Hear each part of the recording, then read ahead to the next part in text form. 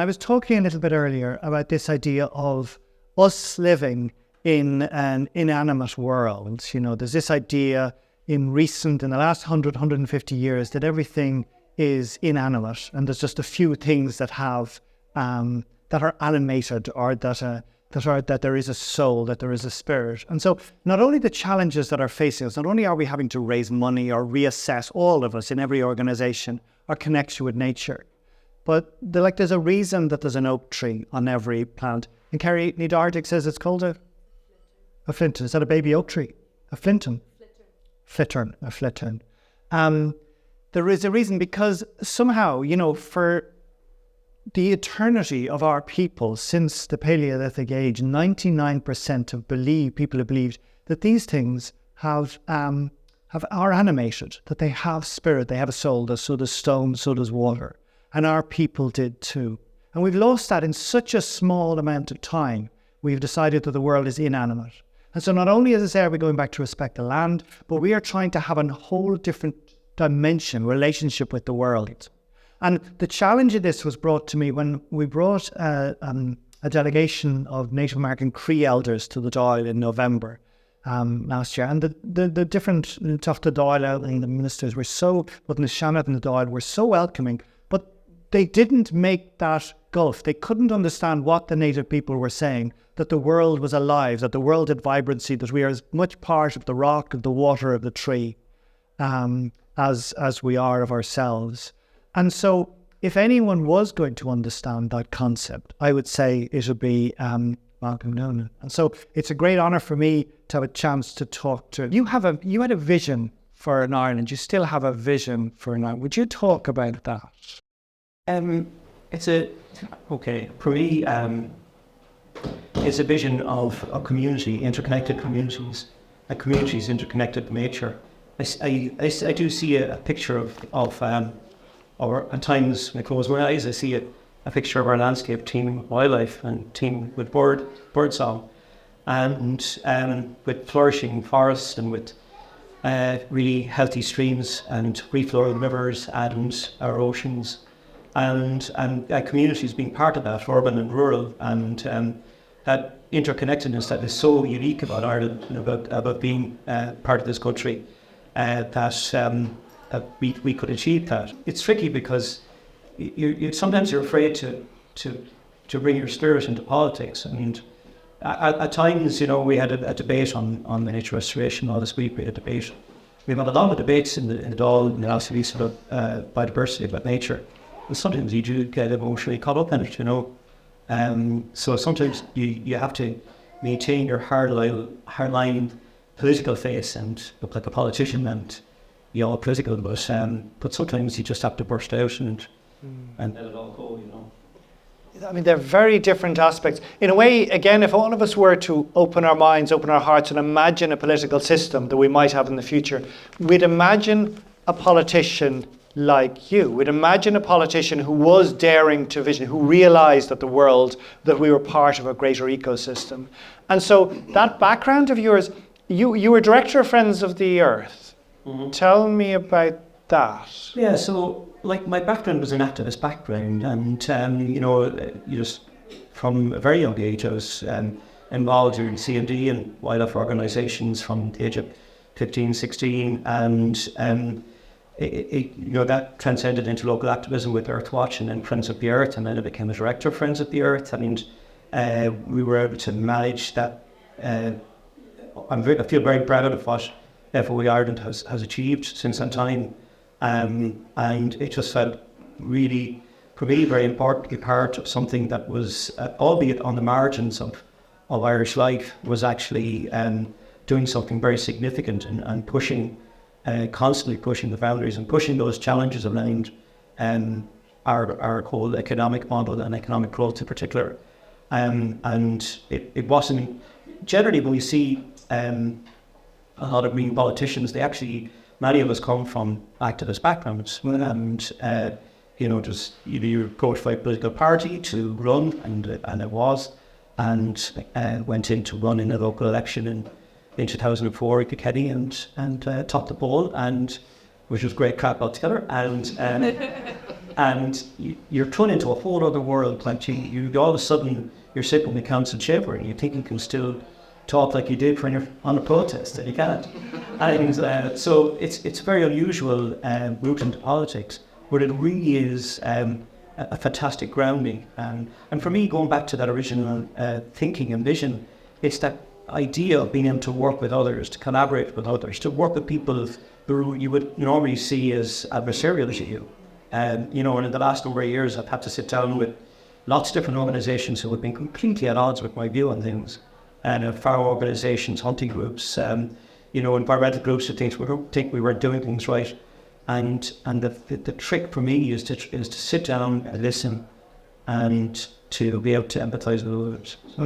So from that, from that background of activism, it's that ability to be able to listen and to empathise with others, I think is hugely important. Yeah.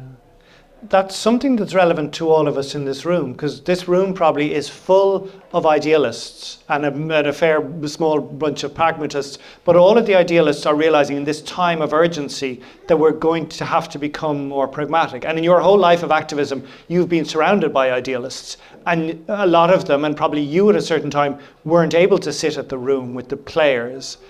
Talk to me about that transition and how important and what do you lose in the process? Yeah, we've always felt, and even as an environmental activist, we've always felt we've been very much on the margins and very much outside. I've been outside gates in Leinster House as much as I've been inside them.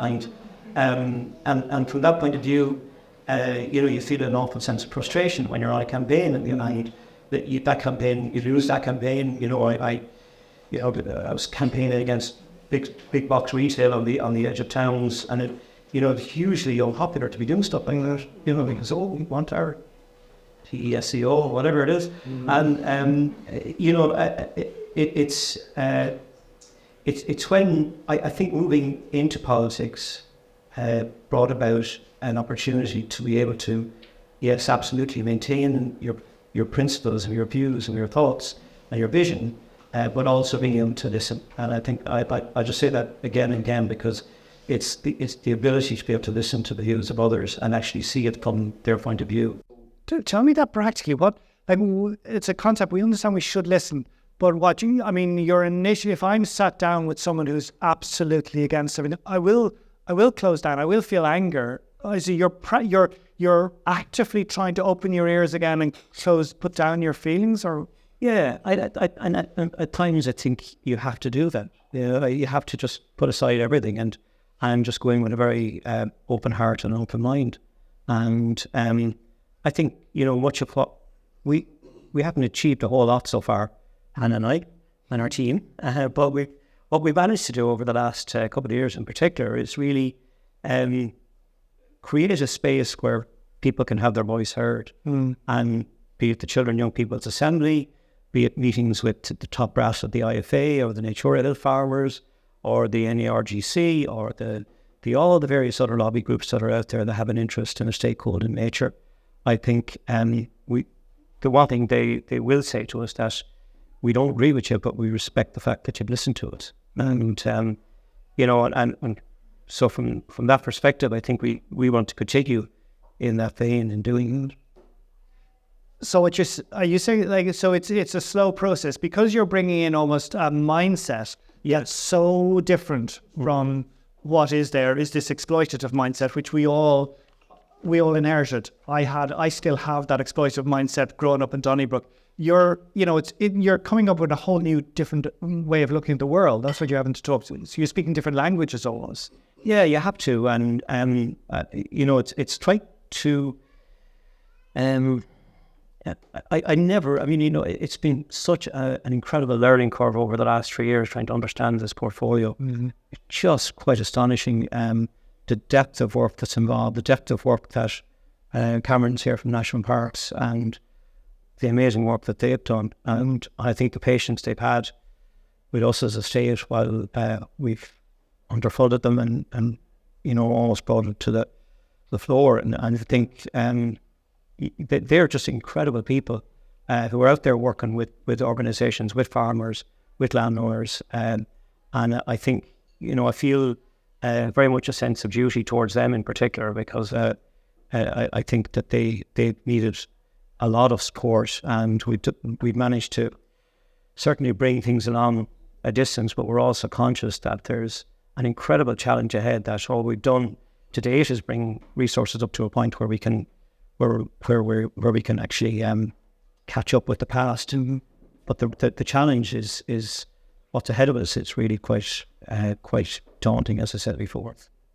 Because again, some of our richest biodiverse areas are under natural parks and wildlife, so they are protected in that way. But as you said, natural parks and wildlife was so under-resourced that they weren't able. The people there were so diligent and wanted to do it, they weren't able. So as you're saying, you've got them the funding. As you said earlier in your talk, the challenge is now finding the staff. Is it? It's finding not just the program, but just the people, like people in this room. We're going to need lots of professional people, professional skills, ecologists right across the country. But we also need armies of volunteers and armies of people to actually do the restoration, to tackle invasive species, to do the education piece, to do the awareness. All of that has to take place. And if we, for instance, if the nature restoration law is passed and we embark on a nature restoration plan, that is going to involve every single person in this room, with every single person in the country.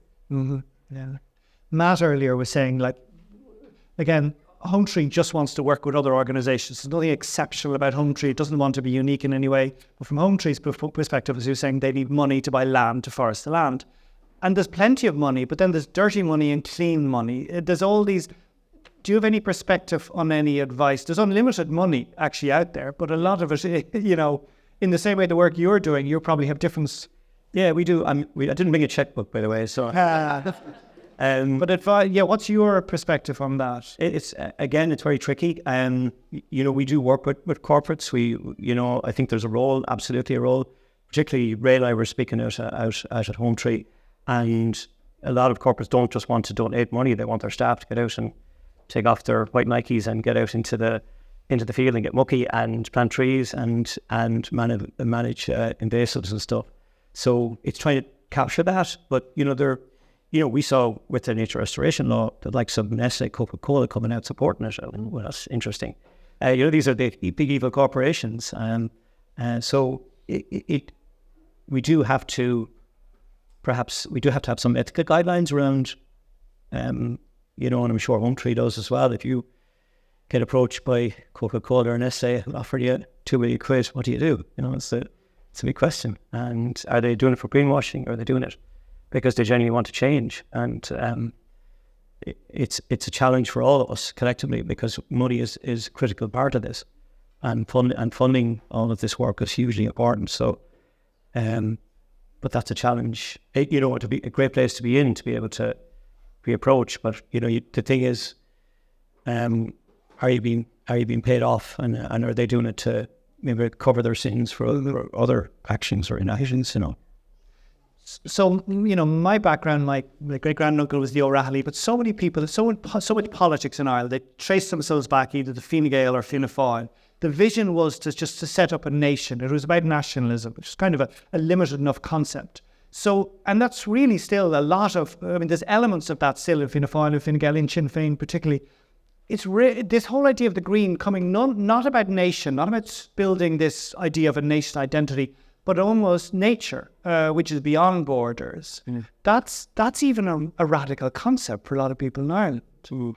And so I'm interested in that as a start for you. So most people went into politics to build up Ireland as a nation, Ireland Inc.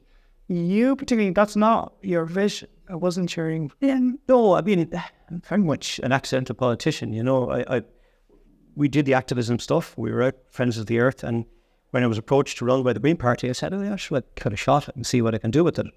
And, I will very readily go back into activism when I get booted out of politics. And so, and that could be sooner than I think. And that's what in your blood, that's what you are. I don't see it as any different. I see that for all of the people that I have, my friends in the party. But you have to be a politician as well, and you have to be hard-nosed, and you have to play the political game. and you sometimes have to do uncomfortable stuff and stand in the door and vote for uncomfortable things because you're in government.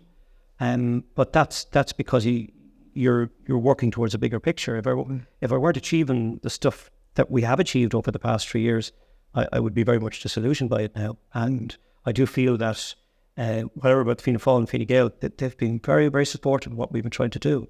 And, we couldn't have achieved any of it without their support. And, I'm not trying to top them up or anything in any way, shape or form. We all have our backgrounds and issues, but it does take the three parties to do that. And I think, we need to be aware of political realities of stuff you can achieve in government and stuff you can't. And that's, for me, that you have to accept some stuff that really, I'd love to be able to, and do certain stuff like the open season order, the hair course and all sorts of stuff. But you realise you're in a three-party coalition. You're a very small part of a three-party coalition. Yeah.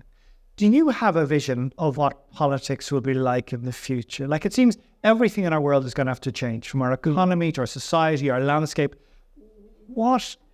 Yeah, so interestingly, the other part of my portfolio is electoral reform. So I think it was just added in there, just give him the electoral reform. What we do with electoral reform, throw it into that. And it's actually fundamentally a really green part of the portfolio. So we've set up an electoral commission. We're looking at, we're modernising the register with pre-registration 16 and 17-year-olds, and I'm tasking the commission to look at the Scottish experience, among others, of reducing the voting age to 16. And it could be radically transformative, or it could be a disaster. Yeah. I was at Longitude with my son last weekend, and I was looking around the field, and among shouts of "Hey, Grandad," what are you doing here? And down to see Travis Scott and Metro Boomin, and I said, well, would any of these people actually vote if we reduce the voting age? They might and they might not. But what reducing the voting age would do, in my view, is it would transform our politics. It would transform how we campaign. It would transform the candidates we put forward. It would transform our manifestos. It would transform a lot of the electioneering that goes on, the tokenistic attitude towards young people. You are the future, blah, blah, blah. And then not giving a shit about climate or nature. The politicians speaking out both sides of their mouth about it, telling young people that the future, and then voting and doing things that are actually undermining their futures. So I do think that in a political future, I think we have a very good democracy here, a very robust democracy. It's far from perfect, but it's very stable, and it elects people like me. And I think I got the lowest first preference vote in the country, and I still got elected.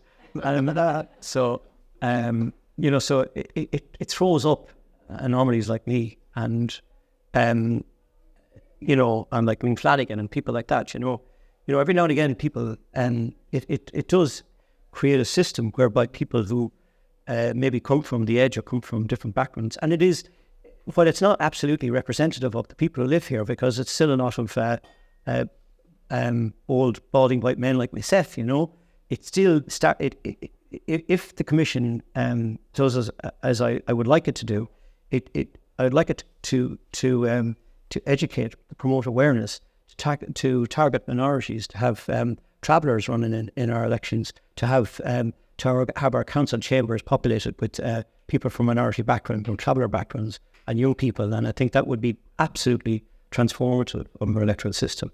And it's currently not. And so we have a cohort of people voting who might be the age of most of us here.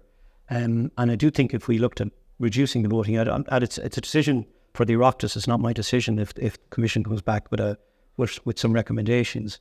But I do think that we need to look at radically transforming and getting from the typical turnout, particularly at local elections, of 40-45%, up towards 60-65%. And that would really transform our politics, and it would ensure that candidates would run on platforms of climate, would run on platforms of good public transport, of safe routes to school, of ensuring that we have nature-rich cities and towns, and not vote for the status quo. But while I say it is a good democracy, we're still a distance away from that. And I feel very strongly that we need to really, really radically ramp things up. It's very hard to get people to run. It's very hard. I don't blame people, because in the age of disinformation and abuse of politicians, who could blame them, So I think it needs, I think our political system needs to be recognised as a noble profession, as a vocation, and it's not. And, there's so many people talk disparagingly of politicians, but I have the greatest respect for politicians of all hues, for the fact that they put themselves forward and they work tirelessly for their communities. So, but I do think we need a whole, whatever, but there's going to be a big transformation in the next Dáil election. There's going to be possibly an extra, maybe 16, 18 seats, big reconfiguration of constituencies, but it's the local elections that are really important to me, because that's where the change happens. So we need lots of people running, people here, you need people running. You need to be able to transform council chambers, and we need to radically reform local government. Really radically transform it into something that's fit for purpose, because it's currently not. And there's some brilliant work going on in local authorities across the country. But sorry we're done for a bit long-winded about that, but I feel really strongly that there's a potential there to do something very transformative with our political system. But please, I really feel, and I say this everywhere I go, to respect our political system and respect our politicians. They work hard, and all of them, they all work hard, and it is a good system. There's something else that most of us in this room share, almost a psychological need or connection to nature, a wish, because there's no logical reason why we'd be gathering together. And particularly last year at the Ardnacool at the Home Tree summer school, it was pouring down rain. People it's feeding some element in us. And so I want to talk, like, you were reared in the barracks in Kilkenny. There were 10 children. And about that psychological element, why did you go to nature? And if it ties in then to your work with suicide prevention, you were the first, when you were mayor, you were like on the Kilkenny County Council and Borough Council, the first mayor to really focus on suicide prevention. It's set up as a county that became a widespread plan. Are they, if they're connected, do talk about them, otherwise not? Yeah, they're connected. I think nature is connected to our mental well-being as well. It's absolutely connected, and sometimes that disconnection is, challenging a lot of people, young people in particular. So yeah, growing up in a place like Kilkenny, we were literally on the edge of the city. The River Nore was our playground, and perhaps a lot of young people don't experience that now, going out and fishing for eel and cut them up and find them on the pan and all that stuff like that. It was just a fantastic, magical childhood, and I think that was the beginning of my connection with nature. And probably a strange child, I can't remember, but I was actually. But it was just amazing, just growing up in a town and having a bunch of friends that just wanted to, and your parents didn't know where you were. You'd gone either off hunting rabbits or fishing on the Nore, and you're gone from early in the morning till it was dark at night, and it was just lovely. And then tell me, why the focus on suicide particularly? I worked in that area. I was in project work when we developed the suicide prevention plan. It was something, mental health is something I've been very interested in. Obviously, there's everyone has family members who have mental health challenges, and what we, again, bringing that ecological perspective to it, trying to work collectively and collaboratively with all the organisations and HSE, and to bring about a plan that was inclusive. And we use a lot of participative practices to go around the county and speak to people on what was a very challenging area, because people's personal and family experiences to communicate them is really difficult. And I'm proud that we did develop a very good plan that has since gone on to inform plans across the country. But I do think that we particularly have a real challenge around mental health with young people, and the disconnect that they're feeling at times, the disenfranchising, and their just engagement with screens, and a disconnect from nature at times that is that, again, the likes of Home Tree can be part of bringing young people and getting them involved in tree planting and other activities. And the home tree definitely see them coming, see the need. Like, it's not something we're reaching out for, but they're coming.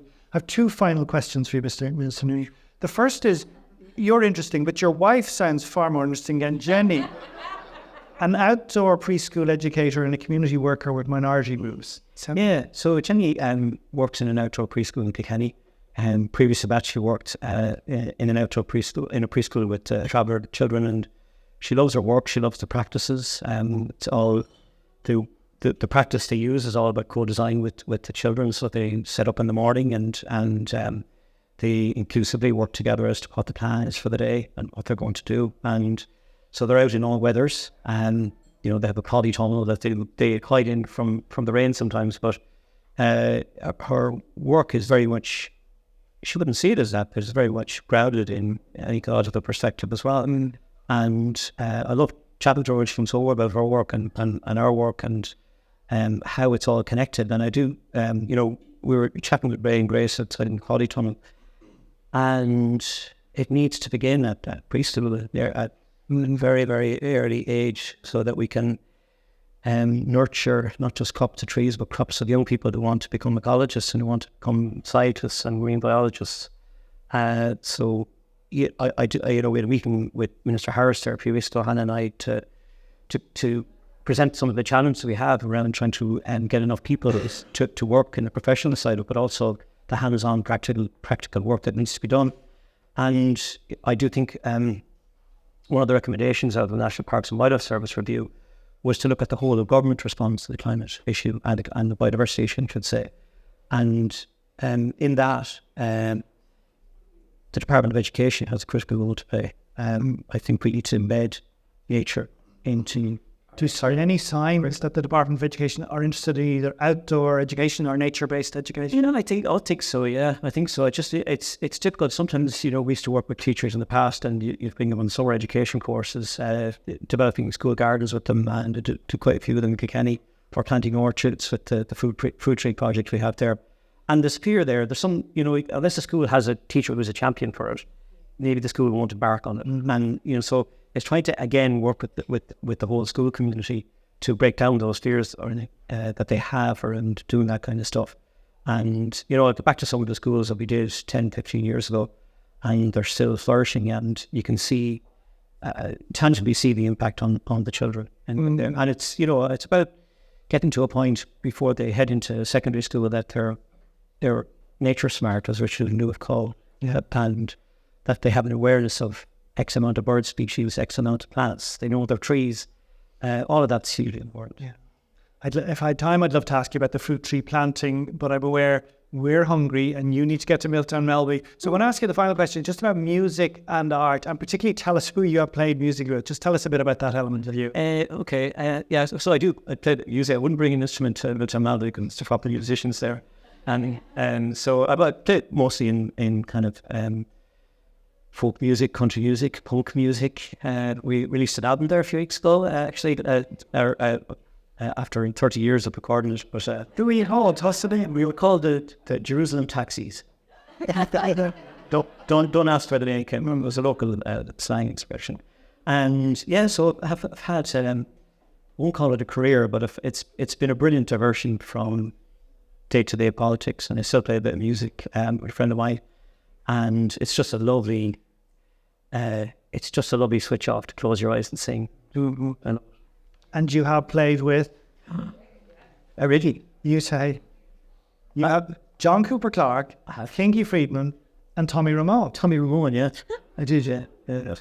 Minister Malcolm Noonan, thank you so much for coming down to Dermot.